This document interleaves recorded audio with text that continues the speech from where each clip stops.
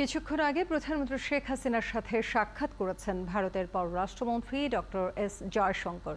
সেই বৈঠক সহ শেখ হাসিনার দিল্লি সফরের আরও কিছু খবর নিয়ে নয়াদিল্লি থেকে আমাদের সাথে যুক্ত হচ্ছেন সহকর্মী ঝুমুর বাড়ি।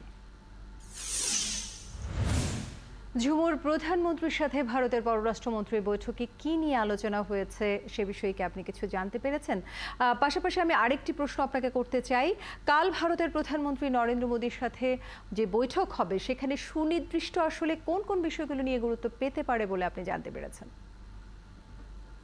দেখুন, প্রথমেই আজকে বিকেলের ঘটনাটা আপনাকে বলি যে এস জয়শঙ্কর, ভারতের পররাষ্ট্রমন্ত্রী, তিনি প্রধানমন্ত্রী শেখ হাসিনার সাথে তিনি যেখানে উঠেছেন আবাসস্থল, সেখানে সেই হোটেলে তিনি সৌজন্য সাক্ষাৎ করেছেন।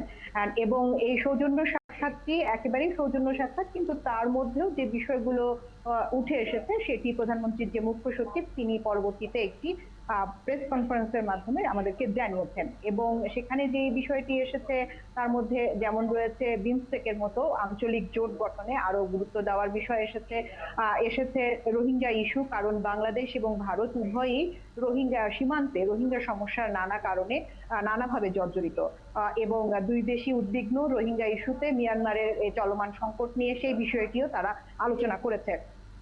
এবং দ্বিপাক্ষিক এই সফরে দ্বিপাক্ষিক যে বিষয়গুলো রয়েছে সেগুলো মোটামুটি আলোচনায় এসেছে, যেখানে আঞ্চলিক ইস্যুতে বিমস্টেক স্থান পেয়েছে।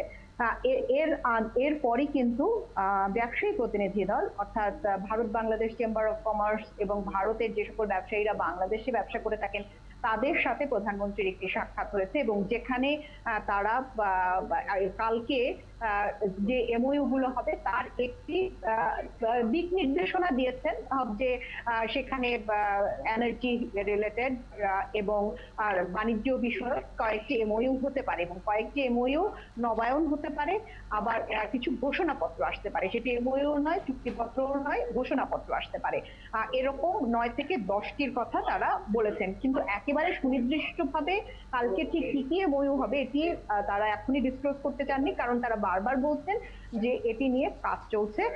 এবং আমরা দেখি যে শেষ মুহূর্তেও কিন্তু অনেক সময় এই ইস্যুগুলো ক্যান্সেল হয়ে যায় এবং পরিবর্তন আসতে পারে। অনেক জি, এটি একটি বিষয়। এবং সারাদিন ভরে যে আলোচনাটি, এবং আমার প্রতিবেদনেও আপনি যে আলোচনাটি দেখছিলেন সেটি হচ্ছে তিস্তা সংক্রান্ত ইস্যু, যেটির কিনা একেবারে লিখিত পরিত হিসাব না থাকলেও সেই তিস্তা পানি ব্যবস্থাপনা, সংরক্ষণ এবং উন্নয়ন, এই 3টি বিষয়কে গুরুত্ব দিয়ে বাংলাদেশ এবং ভারত দ্বিপাক্ষিক যে আলোচনাটি হবে সেখানে হবে। এবং আমরা ধন্যবাদ ঝুমুর বাড়ি। আমরা আবারও আপনার কাছে আসতে পারি, আপনি সেখানে আছেন, খবরাখবর রাখতে থাকুন।